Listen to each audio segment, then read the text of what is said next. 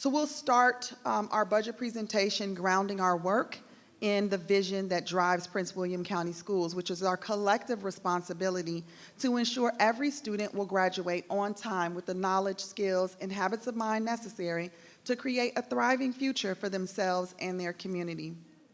It is this vision that drives our comprehensive strategic plan comprised of 4 key commitments: learning and achievement for all, positive climate and culture, family and community engagement, and organizational coherence. Every school system aligns their finances to be driven by their strategic priorities, and to ensure fiscal responsibility each year, we bring forward investments that are tied to the strategic plan and the commitments that were made publicly with the input from a diverse body of stakeholders of over 4,000 individuals from schools, our communities, division office, and school board members that collaborated with us to develop the 4-year strategic plan. For this condensed presentation, we will delve into each commitment and review the investment highlights. The proposed budget executive summary and this presentation will be posted for public view before the public meeting and hearing later this month. The complete proposed budget will be available online prior to the budget work session and markup in March. So I'll begin with some of the changes in demographics of Prince William County. This information is critically important as it illustrates the significant shifts that have occurred in our student population and the needs of our students, which impacts the way that we resource and fund schools. Specifically, what we're seeing is an overall increase in the percentage of students who are English learners, as to date, about 25% of our student population are identified as English learners. Our percentage of students that are economically disadvantaged, as determined by federal criteria, has reached approximately 42%. Our students with disabilities have increased by approximately 10.7% over the last 5 years. Given the significant growth in the student populations I've highlighted, the cost per pupil to educate students with higher needs has also increased. This does impact how we will be able to allocate funds and how we consider resourcing our schools today and in the future in order to meet the unique needs of every learner, and those needs are shifting. I would like to invite Mr. Youssef to review the regional context and demonstrate the current state of per pupil funding along with enrollment changes as well as budget highlights before we bring Dr. Donna Eagle to review compensation highlights. Mr. Youssef? Thank you, Dr. McDade. Chairman Lateef, members of the school board, Dr. McDade, and members of the public. Before I would begin, I would also like to thank my budget team, leaders, Kathleen Addison, sitting in the back here, and her team of leaders of Natasha Valencia and Connie McDuffie. I would also like to introduce 2 new members of my leadership team, our new budget director, Joe Mondoro. Can you stand up, Joe? And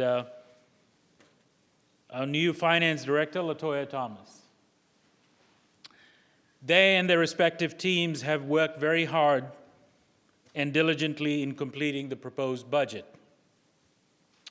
When we look at a regional context, and the first part of the chart compares our demographics with our surrounding jurisdictions and also with the state. But more importantly, if you look on the right of the chart, it shows where we rank or compare to other jurisdictions within our other neighboring jurisdictions, specifically Loudoun and Fairfax, with whom we continue to lag behind in terms of cost per pupil. Enrollment. This chart specifically talks about the comparison between our enrollment. So we are going from an approved budget enrollment that we used for 2024 to what we have been projecting. And as we presented in our CIP, our K-12 enrollment has declined. However, we have projected increases in enrollment for early childhood special education, services to English learners, and economically disadvantaged students. And if you look on the right, you will see at the bottom of the right the differences on top of these other categories of students. In terms of our enrollment trend, the chart on the left basically shows an increase through 2024, decline and a plateau through 27 and 28, which is what has been projected. And on the right, you will see a measure of how our different categories of special education, English language learners, and direct certification, which is our economically disadvantaged, rank in terms of our total actual enrollment as of September 30th. For special education, we have 13.2%. For English language learners, we have 24.9%, and our direct certification is at 33.7%. It gives you a context of how we are looking at our budgets and how we fund it. So, in terms of our proposed slide, the next proposed budget highlight, we have a $1.78 billion budget for operating and debt. The next chart basically shows our sources and uses of funds. Our sources primarily come from the county, 47%. 48% comes from sales tax and state aid. 3% from federal aid, and 2% is comprised of beginning balance and other sources. What constitutes the uses of these funds? 79%, almost 80% of our use is for instruction. 11% of our costs go towards facilities and transportation, 9% for central support, and 1% is shown in reserves.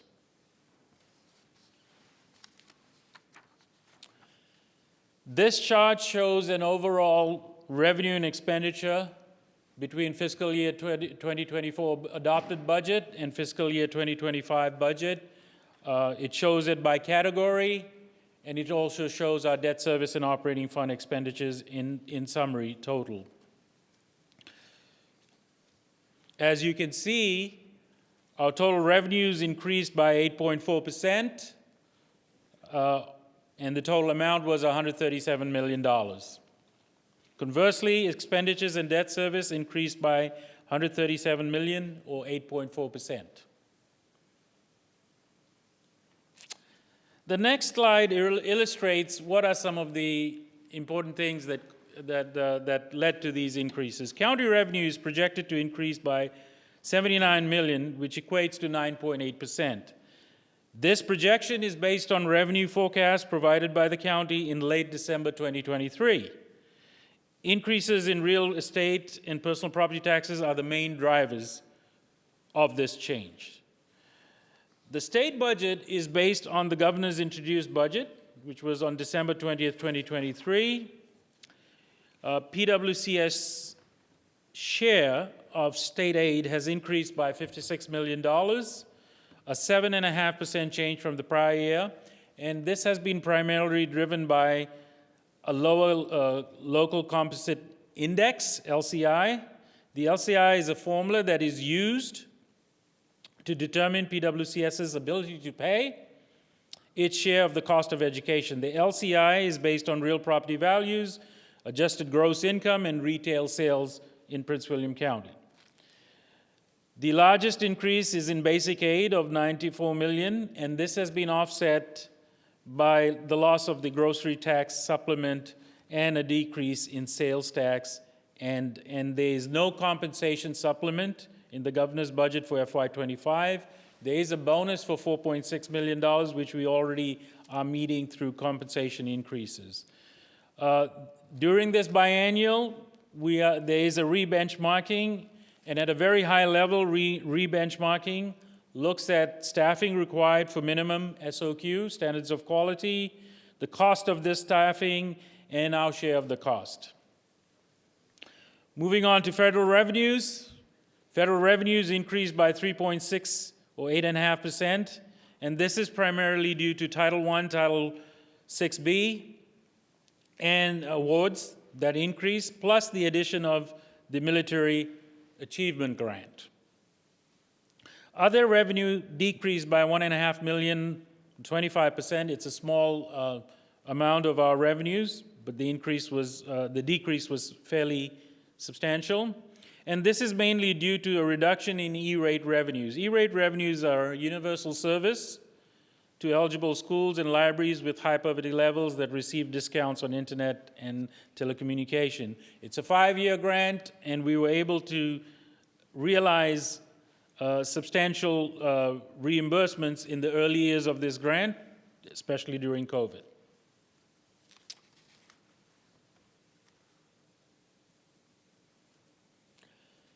So we have $137 million. That is our change from last year's approved. And how were these applied?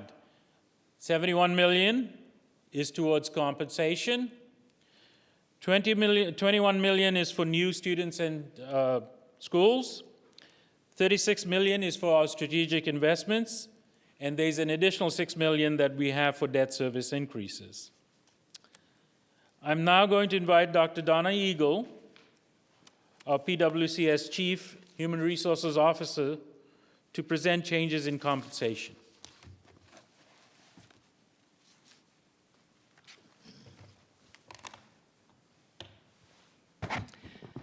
Good evening, Dr. Lateef, members of the board, and Dr. McDade.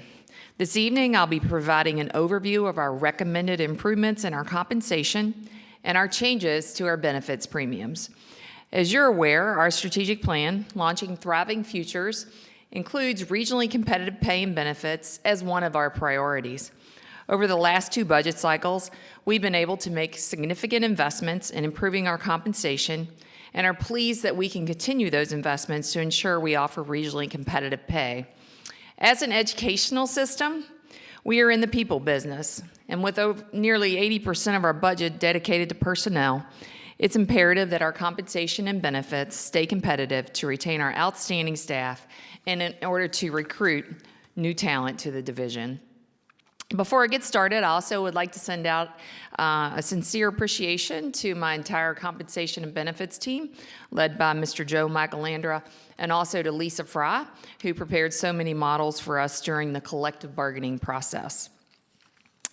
Our recommended improvements, next slide, Elisa, thank you. Our recommended improvements to our compensation varies by our teaching staff, our classified staff, and our administrative staff. The FY25 budget includes compensation improvements for what we refer to as our teacher group, which is actually all grade 12 staff. So it includes staff that are licensed by both the VDOE and such as our teachers, counselors, librarians, and psychologists, et cetera, and also our staff holding health licenses, such as our nurses, OT, PT, et cetera.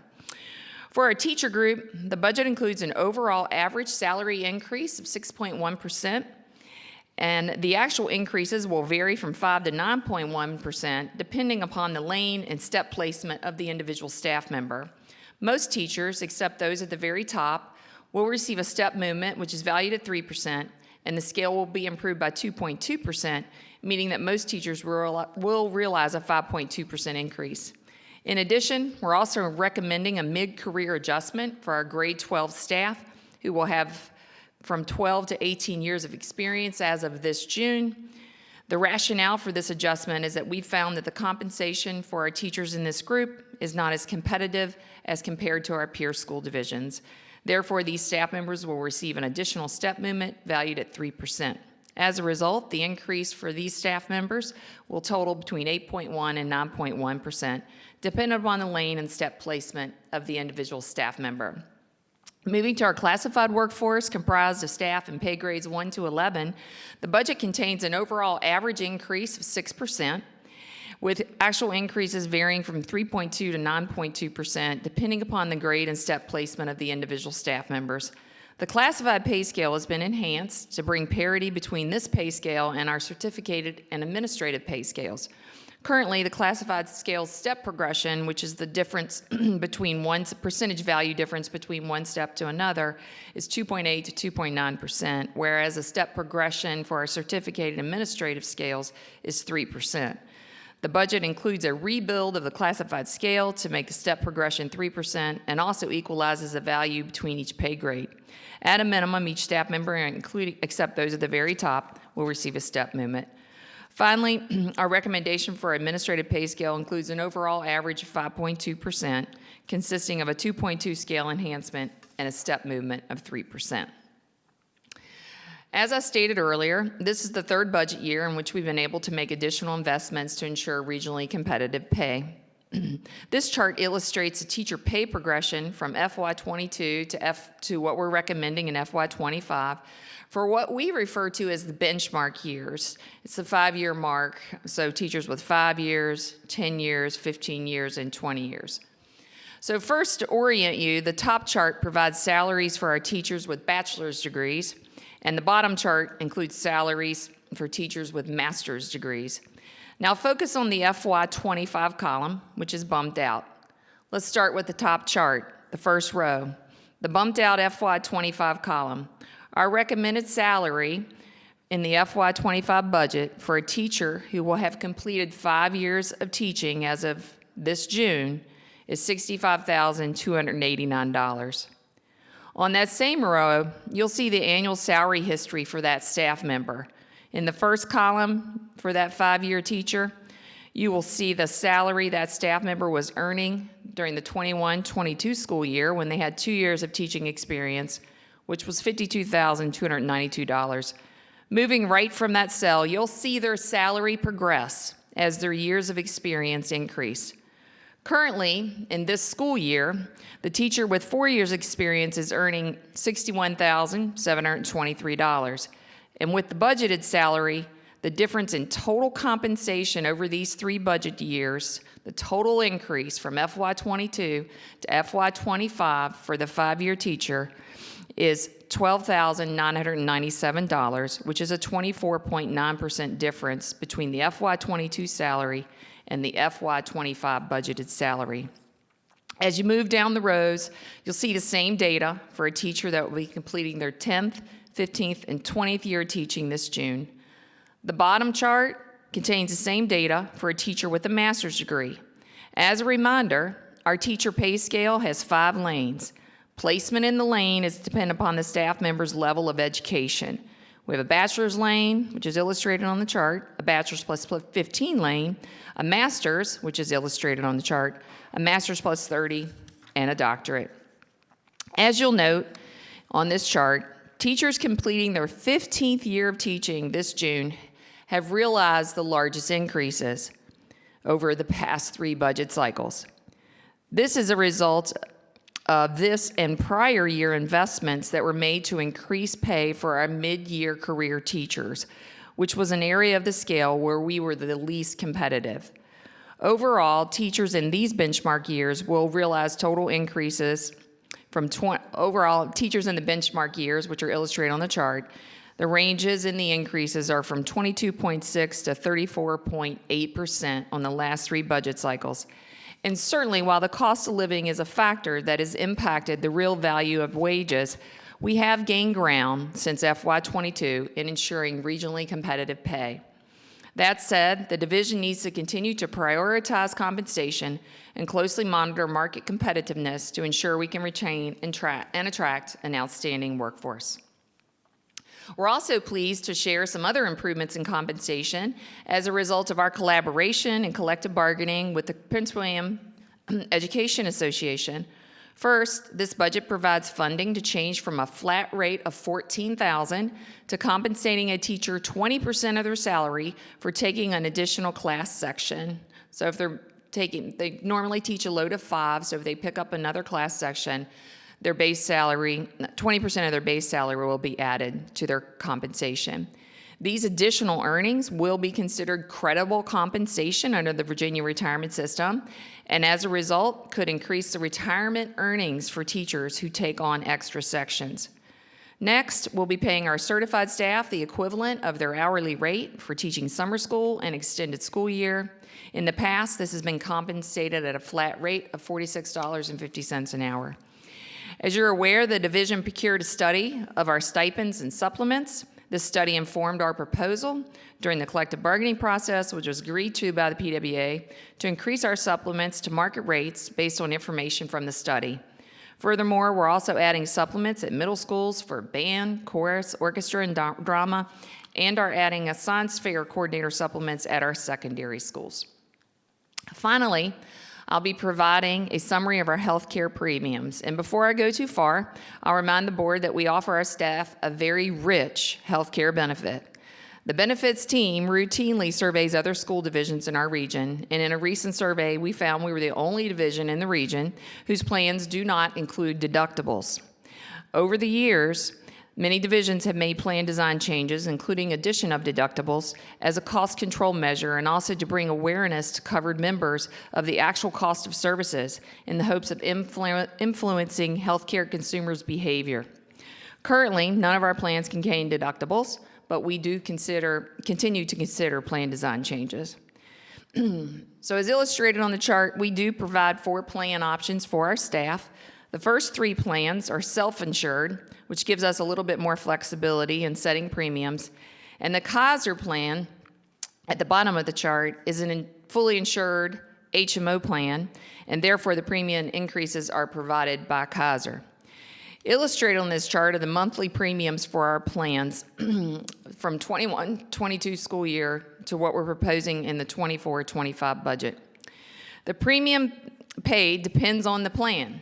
So whether you're in the enhanced plan, the core plan, the the point of service HMO plan, or the Kaiser plan, and the actual tier, employee, employee plus children, employee plus spouse, or employee family. Each of the columns indicates the total monthly premium for the respective plan and tier, starting with the 21-22 school year in the first column and advancing each year to the final column with our recommended premium increases for the 24-25 school year. The numbers provided are monthly increases, but in practice, this amount is divided in half and deducted evenly from the 2 paychecks each month. To explain further, first orient your eye to the 3rd column from the right, which is representative of our current employee health insurance premiums. It's a column entitled 2023 to 24. For our premier plan with the highest level of benefits, which is the enhanced plan, the premium for employee-only coverage currently is $128.56 per month, or $64.28 per pay period. This premium for the 23-24 school year was increased 3% over the prior year of 22-23 by $3.75. For this upcoming school year, 24-25, we're recommending another 3% increase in the premium. So for this tier and plan, the premium would increase $3.86 from its current amount of $128.56 per month to $132.42 per month. Next, we'll look at the Kaiser plan at the bottom of the chart, which is our plan with the lowest premiums and the highest level of health care management. Currently, in the 23-24 school year, if you're looking in that column, the premium for employee-only coverage is $29.46 per month, or $14.73 per pay period. As you'll note, the Kaiser premium has increased by 3%, or 86 cents per month over that of the 22-23 school year. And for this next school year, the premium will increase by 3% again, resulting in an 88-cent increase per month, or 44 cents per paycheck.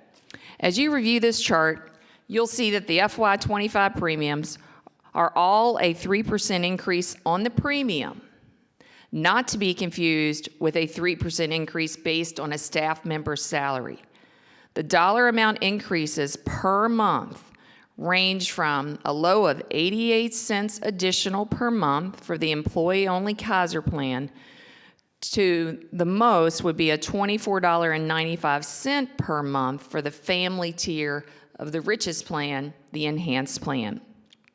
Annually, that's a total increase of $10.56 on the low end to $299.40 on the high end. and that's the annual increased cost. To offer some perspective, the average teacher raise in the budget is $4,945. So this slide illustrates the cumulative employee increases for our health insurance plans since 2019. For each plan, the cumulative increase is provided by tier level, and the tiers are the colored bars. As stated earlier, 3 of our plans are self-insured, and the Kaiser plan is fully insured.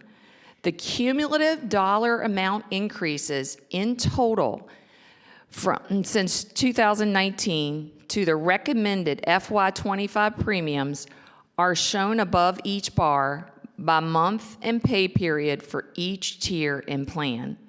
In addition, the cumulative percentage increase is listed under each plan type. For instance, if you look at the enhanced plan, which is the bars on the far left, the enhanced plan premiums have increased by a total of $10.06 per month for the employee-only tier since 2019. And for the family tier, the total increase in the premium on the enhanced plan per month since 2019 is $64.98. The Kaiser plan was initially introduced at extremely low rates as they entered the market when they built their new facility. Since its introduction, rate increases have exceeded that of our other plans, so you will see more significant cumulative increases with this plan, although the plan, in terms of the actual monthly premiums, is still the least expensive plan for our staff. So what is illustrated shows that we have increased premiums on our self-insured plans by 8% in total since 2019. However, our health insurance costs have increased by more than 8% since 2019.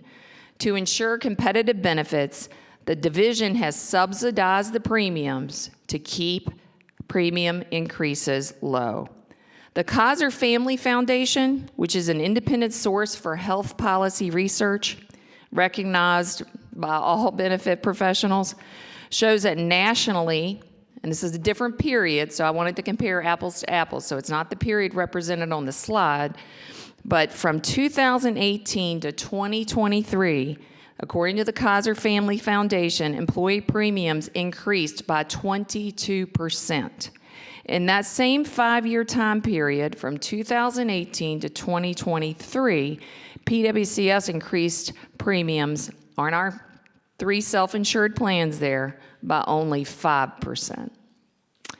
It will be important for us to continue to monitor our health insurance expenditures going forward and continue to study the plan design for possible changes that might help curb escalating costs while still ensuring comprehensive benefits that meet the needs of our workforce and also are competitive.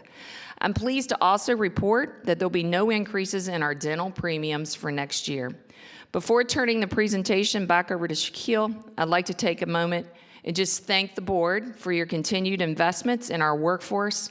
While our resources are limited, I appreciate the support in prioritizing the areas of most need to ensure regionally competitive pay and benefits for our outstanding staff. Thank you.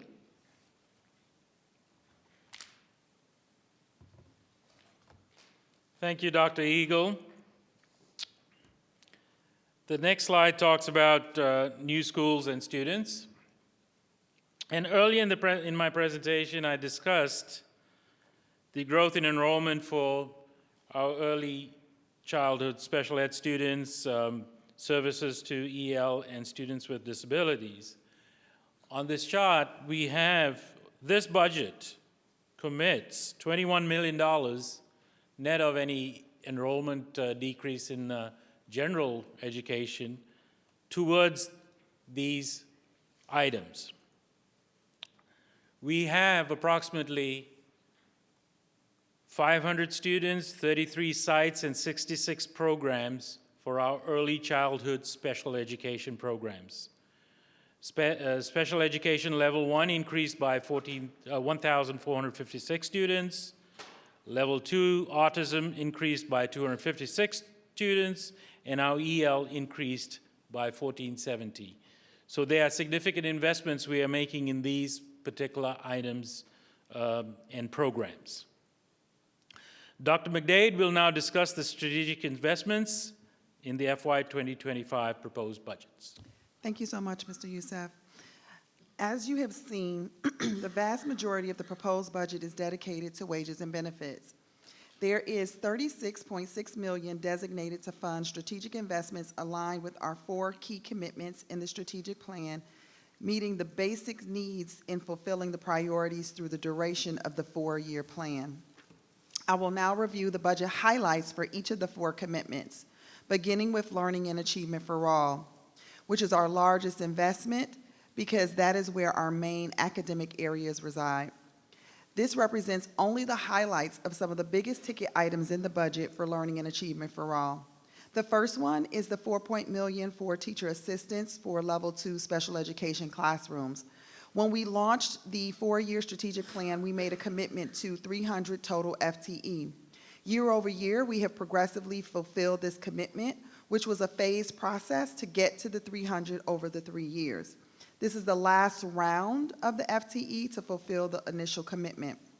Keep in mind that as new programming comes online, we will make sure that our special education classrooms will receive the necessary resources to support the growing need. This was the first large number we committed to with this process. After this year, we will have fulfilled our pledge to fund 300 TAs for our Level 2 programming. Our next highlight is teaching software. This is an investment that we need to support the continuation of software for educational programming such as Nearpod for classroom lesson design, MathType to support the creation of math lessons, and our translation software to support the needs of our English learners. The governor has put out an aggressive plan to support the science of reading, which requires that schools have a certain number of reading specialists based on the total student population. In order for us to meet the state requirement, we are proposing the addition of 15.5 reading specialists so that all schools meet the state required threshold. We are also proposing 10 elementary school administrative interns. These administrative interns will serve elementary schools that have the highest percentage of Level 2 special education program students and have tremendous administrative responsibilities for case management. This additional resource will free up administrators to continue to support the instructional core programming and advance academic achievement. The other benefit is that these are teaching positions that allow teachers who are aspiring leaders to pursue an opportunity for upward mobility within the school system. This is an opportunity to both retain teacher leaders and build strong succession planning within our school system. We are also proposing an increase of 7 FTE diagnosticians to support the identification and reevaluation process for students who may have special needs. Our next investment highlight is kindergarten TAs. We have made a commitment to ensure that all kindergarten classrooms would have a teaching assistant, so we're proposing to add 23 additional FTEs to fulfill that obligation that we made to our kindergarten teachers. Next is positive climate and culture, which is our second highest funded commitment. The first highlight is our investment in international faculty. This is the cost for our contract with Participate at $3.2 million. This is where much of our diversity comes from. Our strategic plan highlights a goal to increase our international faculty by 350 teachers. This year, we have a total of 258 Participate teachers. What is really great is that in Prince William County, our student population is representative of 159 countries, and our Participate teachers represent those countries in our classrooms so that our students are seeing teachers from their very countries of origin. We have gotten very favorable feedback on our Participate teachers who have added tremendous value to our school system. The Evolve system that we implemented this school year is on an annual lease, and the second year of the lease is $2.5 million. We will continue to provide a $1,000 stipend to eligible special education teachers that do case management. To do that, we must account for $1.3 million in the budget. Those individuals who staff and support morning entry with Evolve also receive a stipend for the additional duty, which is just over $1 million. We are also proposing 5 additional social workers to support the increased needs of students with disabilities, those experiencing economic hardships, and to maintain our social worker to student ratio. The last two items are security officers and the 5 community safety officers. These are positions that are already staffed with employees working in security, and these investments were added to the 2024 budget off-cycle, so we do have to account for them now in this fiscal year's budget. In the area of family and community engagement, the operational budget has a low investment in this commitment area. This is only because you will see a significant investment in the capital improvement plan budget to support family and community engagement. Additionally, through previous year investments, we have fulfilled our commitments identified in the strategic plan in the area of family and community engagement. One of the most significant investments is our two-way translation system to remove barriers to communication. We have accomplished this goal through the implementation of school status, which was funded as a strategic investment in FY23 and is now incorporated into our operating budget year over year. We also funded parent liaisons for every school, and that will be sustained in the budget. Therefore, new funding streams for this investment is not needed in the FY25 budget. In FY25, we are proposing 2 positions for the Global Welcome Center in Manassas, a parent liaison and social worker to support our newcomers. The big investment will be realized in the capital improvement plan for the renovation of the Global Welcome Center in Manassas, which supports families and community, which supports our 3rd commitment, family and community engagement. And finally, in organizational coherence, we are highlighting a total of $6.4 million in investments. The first one is a request from our high schools to provide additional support to our directors of student activities. Our DSAs have tremendous responsibility to support athletics and student extracurricular activities, so we are proposing additional funding for the high school budgets to supplement positions. The supplemental funds totals the equivalent FTE.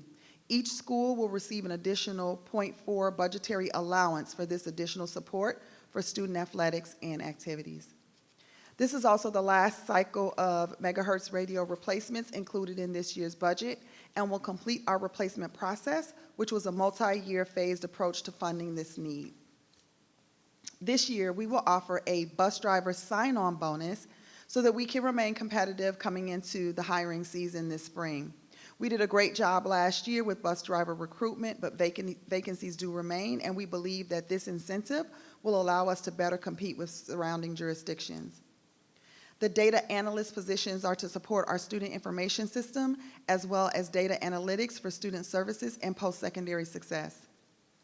The proposed budget also includes 3 FTE for bus service attendants to account for additional needs we have realized this year in supporting transportation. These are the big highlights across 4 key commitments in the 2025 strategic plan, and of course, the detailed budget book will be made available. Mr. Youssef will close us out with a summary of changes for FY25, highlights from the capital improvement plan, debt sales, and the budget timeline. Thank you, Dr. McDade. The next chart summarizes the changes in revenue and the expenditures that we have just narrated and presented. In terms of the revenues, $79 million was from county, was a change in county revenues. $55 million in state revenue. Federal revenue was at $3.6 million. There was a reduction of approximately $1.5 million in the other category, and our beginning balance did not change. So the total of the revenue changes was $137 million plus $233,910.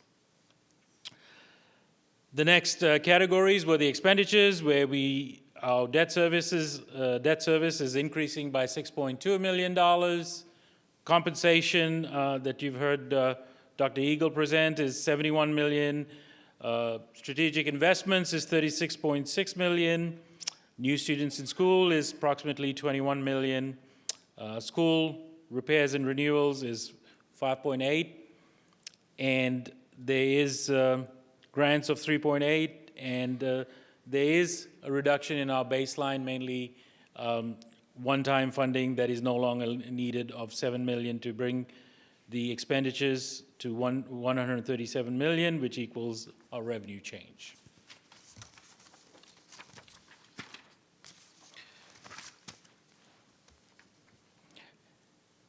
At the school board work session on January 10th, 2024, our Chief Operating Officer, Mr. Vern Bach, and his team presented the proposed CIP. This chart summarizes the 5-year plan from 2025 to 2029. The total CIP for that period is $973 million, with bond sales or bond funding of $857 million.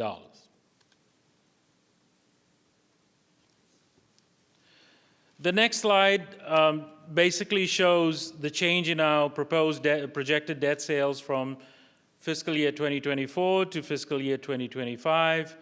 The 2025 debt sales are much smoother than the prior fiscal year, and the total is, again, $857 million, which ties back to the previous chart of our bond-funded CIP.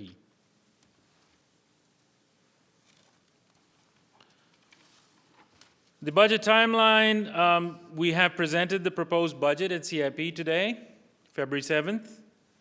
February 12th, there will be a public meeting on budget and CIP at KLC. There will also be a public hearing on the 21st of February.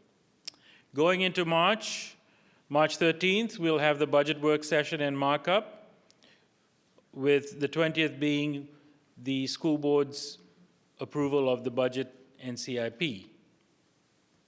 In April, the school budget is presented to the BOCS, and on April 23rd, the BOCS is scheduled to approve the budget. Thank you, Mr. Chairman.